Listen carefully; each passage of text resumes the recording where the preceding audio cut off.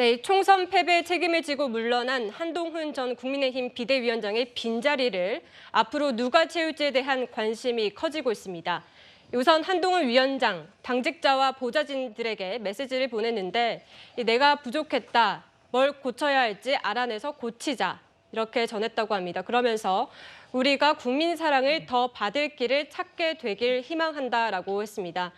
정광재 대변인님, 예. 이 마지막 인사말이긴 한데 이제 무엇을 고쳐야 할지 알아내서 고치자 이 말에는 이제 그동안 한동훈 위원장이 말해왔던 정치 개혁에 대한 의지가 드러나기도 하거든요. 네, 지난 107일간 그 한동훈 비대위원장이 굉장히 열심히 노력했습니다. 그리고 네. 또 정권 심판론에 맞서서 정치 개혁을 화두로 대한민국 정치가 어떻게 과거의 문법에서 벗어나서 정말 경제와 민생, 나라 살림을 어떻게 잘 만들어갈 수 있는가에 대한 노력도 했지만 워낙 우리나라의 이 진영 정치가 강화되고 고착화 있다 보니까 이것을 단기간에 깨기는 굉장히 어려웠을 겁니다.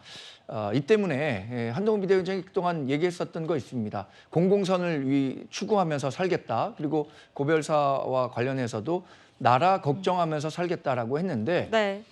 어떤 휴식 기간을 가지면서 자신이 진정으로 이 대한민국 정치를 어떻게 개혁해 나갈 수 있을 것인가 이 부분에 대한 진지한 고민을 할 것이라고 생각합니다.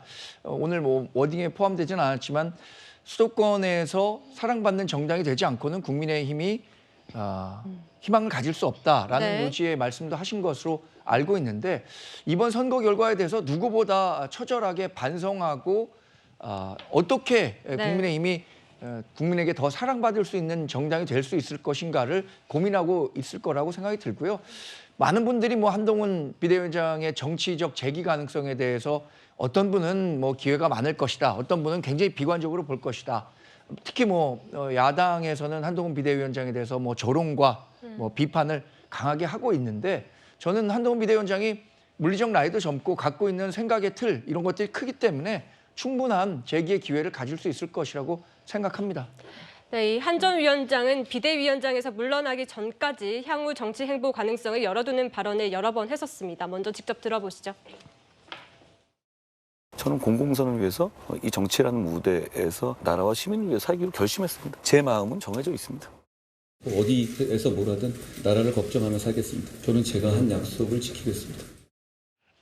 네, 지금 채널의 인터뷰에서 이 공공선을 위해서 시민을 위해 살겠다라고 말을 했었습니다. 네. 뭐 여러 가지 시나리오가 나오고 있고 또 언제 등판할지 알 수는 없습니다만 이제 궁극적으로는 차기 대권에 도전할 것이다 이런 얘기들이 나오고 있거든요.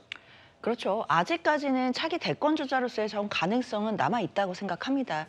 물론 그 가능성 자체가 뭐 크냐 작냐 이런 또 크기 자체는 또 많은 분들이 견해를 달리하실 수는 있겠지만 그렇다 하더라도 보수 진영에서 한동훈 비대위원장이 또 그동안 보여줬던 역량도 분명히 존재하는 것이기 때문에 이번 총선 결과는 또 굉장히 큰 정치적인 타격이 될 것은 분명하지만 그렇다고 하더라도 앞으로 보수 진영에서의 어떤 대권 주자로서 이런 잠재적 가능성이 완전히 사라졌다라고 보기는 어려울 것 같습니다.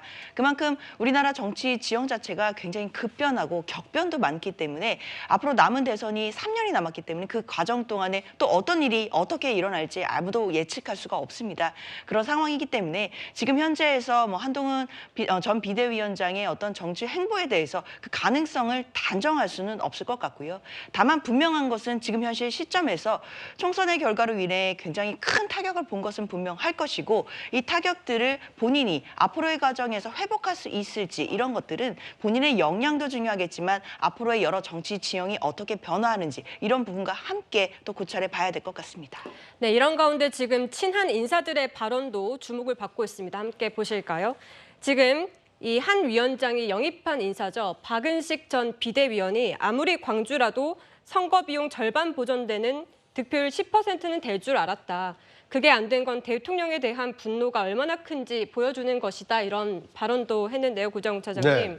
지금 이 계속해서 친한 인사들이 대통령 책임론을 거론하고 있거든요. 사실 이번 총선에서 이 한동훈 위원장이 수도권을 석권하지 못한 것이 이 대통령과 제대로 된 이 대립각을 세우지 못해서 그렇다 이런 분석도 나왔는데 네. 앞으로는 본격적으로 차별화에 나설까요?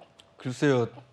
그 총선 패배 원인을 어떻게 진단하느냐에 따라서 이 처방이 다를 수밖에 없습니다.